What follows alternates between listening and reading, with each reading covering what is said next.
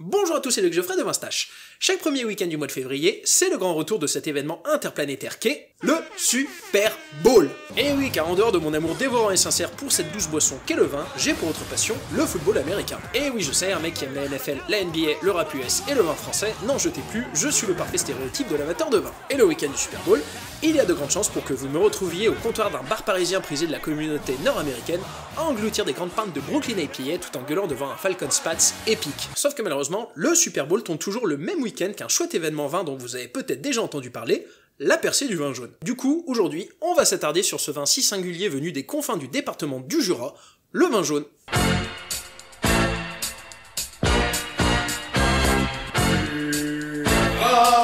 Ton univers impitoyable.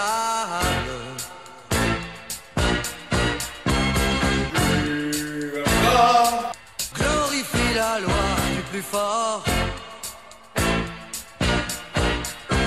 Donc, le Jura est un département du centre-est de la France, situé tout au sud de la feu région Franche-Comté, et qui est en partie frontalier avec la Suisse. Un département, ma foi, fort charmant, mais pas ultra peuplé, puisque classé 80e département le moins peuplé de France, sur les 102, dom-tom inclus, que compte le pays aux 258 fromages. Alors, bien évidemment, comme je n'ai pas envie que la dangereuse et redoutable diaspora du comté de la Pipe me tombe dessus, je vous dirai que le Jura, c'est de la balle, et qu'après m'être fadé tous mes vieux numéros de GQ, oui, je suis un intellect de bon goût, j'ai enfin retrouvé cet article intitulé « Le tour du monde en bas de chez soi », où l'on nous expliquait que les cascades de Baume-les-Messieurs rappelaient celles de la Thaïlande, et qu'en faisant un pas en arrière, on pouvait y admirer les fonds de vallée du coin, faisant penser au Colorado. Et si ça ce n'est pas un pur argument d'autorité, excusez du peu! Et pour ma part, je vous recommanderai le lac de l'Amoura et sa tourbière, ou encore le lac d'Antre, qui sont des petits coins de paradis perdus sur Terre. Voilà, c'était l'instant nature et pêche, mais sachez qu'au milieu de ce havre de paix, se cache l'un des plus petits vignobles de France, puisqu'en 2016, on dénombrait seulement 2000 hectares de vignes en AOC, soit seulement 0,45% du vignoble national. Et pourtant, sur ce petit vignoble longiligne, on y retrouvera pas moins de 7 appellations. 3 appellations régionales que sont le Crément du Jura, le Macvin et le Mar du Jura, et 4 appellations aux aires géographiques plus restreintes, que sont les Côtes du Jura, qui couvrent la quasi-totalité du vignoble du nord au sud, ainsi que les appellations Arbois, l'Étoile et enfin Château-Chalon. Et alors, petit zoom sur cette dernière, pour vous dire que sur cette minuscule appellation de 50 hectares qu'est Château-Chalon, on ne produit que des vins jaunes.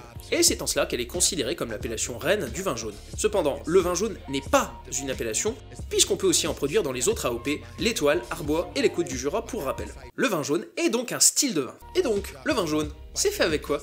Eh bien celui-ci est réalisé à partir d'un cépage unique qu'est le Savagnin blanc, cépage dont on sait au final assez peu de choses. Autant il y a des cépages que l'on connaît très bien, tant en termes d'histoire, de génétique ou encore d'origine géographique, autant le Savagnin blanc c'est un peu la matière noire des cépages.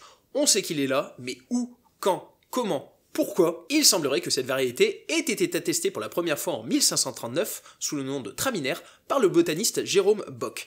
Mais il n'a été nommé pour la première fois Savagnin blanc qu'en 1732. Dans son livre Wine Grapes, Jancis Robinson nous explique d'ailleurs que ses premières traces écrites proviennent d'un décret du Parlement de Besançon faisant état d'un cépage sauvagnin. L'Institut national de la recherche agronomique de Montpellier, en partenariat avec le domaine de Vassal, a bien essayé de retracer son ADN. Mais tout ce que l'on peut en dire aujourd'hui, c'est que c'est un cépage très primitif, ayant subi peu de modifications génétiques et qui serait originaire soit de Franche-Comté, soit de Suisse, ou du land allemand de la Rhénanie-Palatinat. Toujours est-il que le Savagnin blanc est un cépage qui s'exprimera jeune sur des notes minérales, voire salines, ou encore de fruits blancs. Mais il est surtout connu lorsqu'il est vieilli en vin jaune pour s'exprimer sur des notes de fruits secs, la noix en particulier, de pommes très mûres, de fruits confiés d'épices, curry, cannelle, vanille, muscade. Enfin, sachez aussi que c'est un cépage très peu répandu, puisque planté quasi exclusivement en France, dans le Jura. En 2011, on recensait une superficie de plantation d'à peine 492 hectares sur le vignoble français, et l'on estimait que l'on en cultivait au maximum 1500 hectares dans le monde entier, ce qui est ridiculeusement petit. Pour vous donner un ordre d'idée,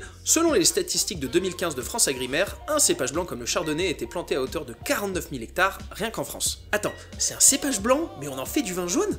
Explique-nous, qu'est-ce que c'est donc que ce bordel? La création du vin jaune va commencer tout simplement comme celle d'un vin blanc. Et là vous allez me dire, comment qu'on fait-il donc du vin blanc? Pour faire court, car ce n'est malheureusement pas le sujet de l'épisode, lorsque la vendange arrive, on va presser délicatement les raisins pour obtenir le mou. C'est-à-dire le jus non fermenté du raisin que l'on va mettre dans une cuve de débourbage pendant environ 24 heures. et cela afin de le clarifier. Puis, on va soutirer le jus clair obtenu pour le mettre dans une autre cuve où le jus fermentera, en clair, qu'il deviendra vin. C'est à ce moment que la magie qui va amener au vin jaune va opérer. Ce vin blanc, on va le placer dans une pièce bourguignonne, c'est-à-dire une barrique de 228 litres, où il va partir pour un vieillissement, une phase d'élevage, de 6 ans et 3 mois minimum. D'ailleurs, l'aperçu du vin jaune est la date qui symbolise la mise sur le marché du millésime vendangé près de 7 ans auparavant. Et donc, qu'est-ce qui va se passer pendant ces 6 ans et 3 mois? Eh bien, les lois de la nature. Vous avez peut-être déjà entendu parler de cette expression nommée de manière très poétique et bucolique, la part des anges. En fait, ça ne tient pas de la poésie mais de la physique, puisque la part des anges est la partie du volume d'un alcool qui s'évapore pendant son vieillissement en fût. Et cette évaporation, ainsi que l'infiltration du vin dans le bois de chêne, va provoquer une poche d'air au sommet du fût. Or, laisser de l'air pour un vin blanc comme pour un vin rouge, c'est totalement déconseillé. Cela va provoquer son oxydation prématurée, et donc, grosso modo, cela va donner un mauvais vin. C'est d'ailleurs pour cela que les vignerons vont houiller le vin, c'est-à-dire ajouter régulièrement un vin de même qualité pour compenser la perte et éviter l'oxydation, la phase douillage. Sauf que dans le Jura, On s'en bat les couilles, on s'en bat les couilles, on s'en bat les couilles. tout le principe du vin jaune est de ne pas houiller le vin. Cela va permettre de créer un voile protecteur de levure flottant à la surface du vin. Ces levures ont deux fonctions. Elles agissent tout d'abord comme une barrière entre le vin et l'air en consommant l'oxygène, et ensuite elles vont transformer chimiquement le vin. Et c'est tout ce processus qui va donner au vin jaune sa palette aromatique si particulière. D'ailleurs, en parlant de particulier, c'est quoi cette bouteille? Eh bien ce flacon au design si atypique porte le doux nom de Clavelin, et ne contient pas 75 centilitres comme la plupart de nos bouteilles, mais seulement 62. Ce qui est vraiment un format hors norme, mais surtout un rescapé, puisque l'Union Européenne avait mis la pression pour faire disparaître celui-ci au titre de l'uniformisation du marché. Mais sans succès. C'était bien mal connaître les Jurassiens. Pourquoi une telle contenance? Tout simplement parce qu'un litre de jus de raisin blanc donne 62 centilitres de vin jaune à la fin de son vieillissement. Pour ce qui est de sa naissance, il existe de nombreuses zones d'ombre. La légende veut que cela viendrait des origines d'une verrerie jurassienne appelée la Vieille L'Oeil, mais nous n'avons aucune preuve formelle.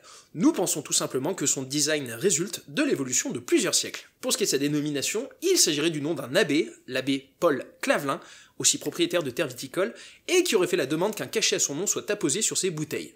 Mais là encore, mystère. Ce que l'on sait avec certitude, c'est que le Clavelin actuel a été formalisé en 1936 lors de la reconnaissance de l'AOC Château-Chalon, et que seuls les Clavelins issus de cette dernière appellation peuvent y appliquer un cachet. Et je dois dire que d'un point de vue purement esthétique, je suis un fan inconditionnel de cette bouteille. On dirait tellement un vieil artefact sorti tout droit d'un épisode d'Indiana Jones.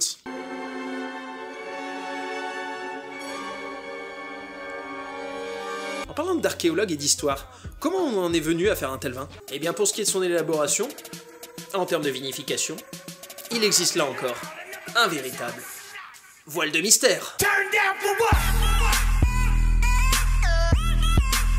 L'une des légendes les plus connues serait celle d'un vigneron qui aurait oublié qu'il avait laissé au fond de sa cave un fût de Savagnun blanc, et lorsqu'il le retrouva, il découvrit le précieux nectar doré. Bien évidemment, cette légende, c'est de l'imagerie d'Épinal. Parce que je ne sais pas si vous voyez, mais une barrique bourguignonne c'est 228 litres, donc on va dire grosso modo 230 kg.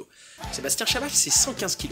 Ça veut dire que le mec il avait au fond de sa cave un fût qui faisait 2 Sébastien Chabal, et elle a rien vu. En fait, c'était pas un vigneron, c'était une taupe. La deuxième légende nous vient des religieuses de l'abbaye de Château-Chalon.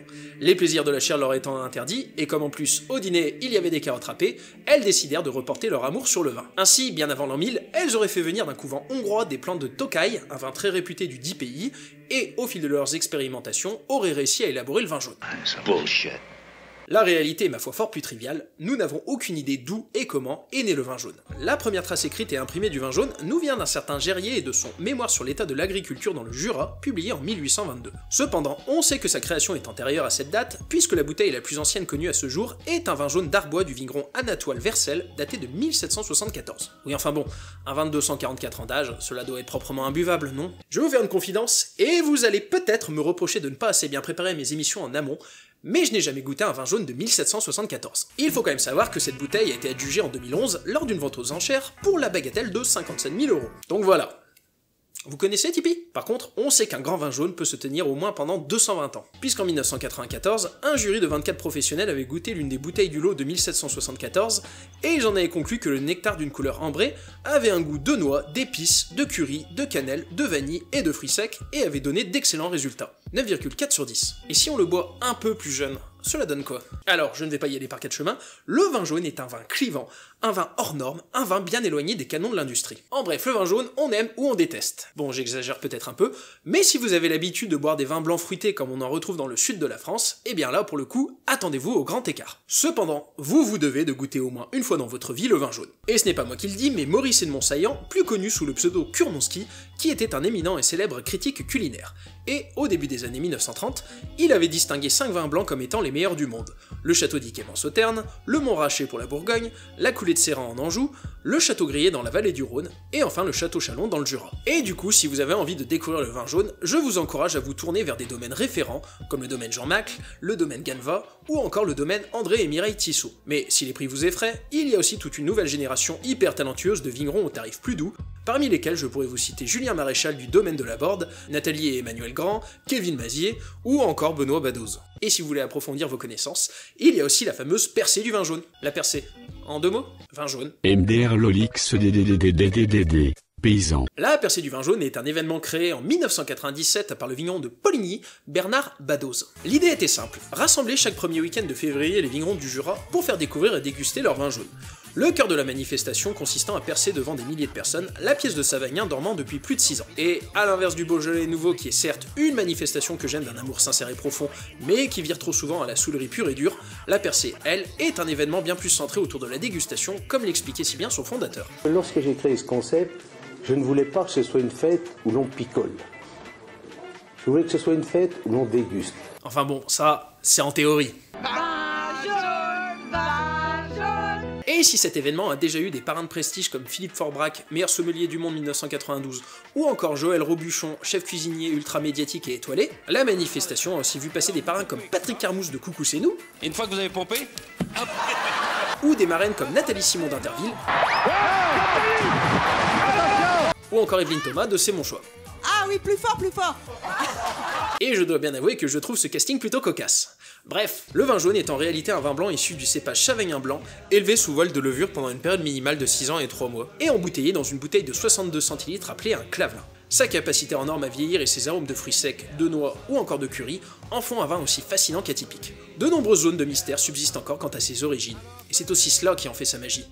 Merci beaucoup à vous d'avoir regardé cette vidéo, j'espère qu'elle vous a plu. Si c'était le cas, eh bien vous commencez à connaître la tambouille, n'hésitez pas à la commenter, la liker, la partager, et bien évidemment à vous abonner si ce n'est déjà fait, et surtout à activer la cloche pour être bien sûr de recevoir toutes les notifications de nouvelles vidéos. Pour ceux qui voudraient approfondir leur connaissance sur le vin jaune, j'en profite pour vous parler d'un super livre intitulé Le Château Chalon, son vin, son terroir et ses hommes, qui a été une précieuse source d'informations pour réaliser cet épisode, et puis quant à moi je vous dis à la prochaine.